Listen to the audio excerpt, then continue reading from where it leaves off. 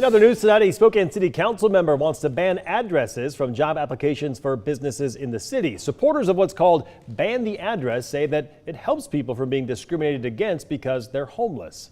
KREM 2's Amanda Rowley reports more on the proposed idea tonight.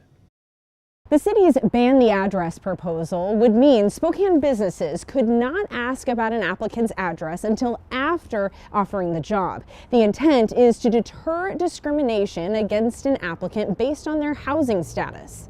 Cannot wipe the smile off my face at all. James Bodie's smile is one that's 3 years in the making.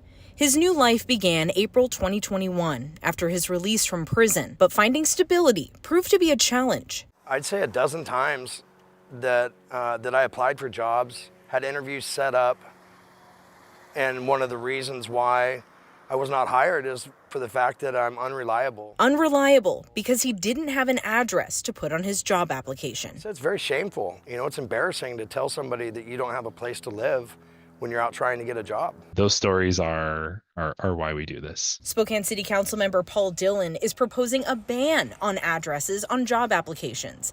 That way, applicants who are experiencing homelessness are not excluded from the hiring pool because of their housing status. Homelessness, you hear so often, oh, just get a job.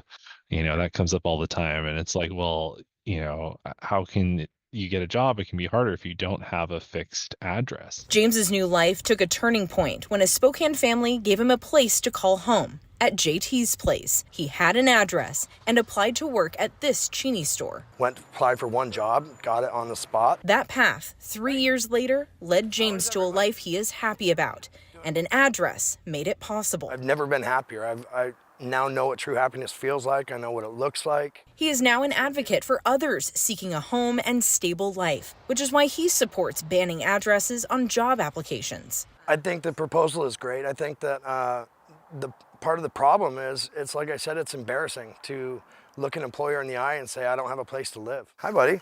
He greets all his clients with that smile he worked hard to get and hopes he can put the same smile on other faces. Councilmember Dillon says he hasn't heard any opposition yet to the ban on addresses proposal. He says it does have wide support, though, including from co-sponsors Councilmember Michael Cathcart and Lily Navarrete. Reporting in downtown Spokane, Amanda Rowley, KREM 2 News.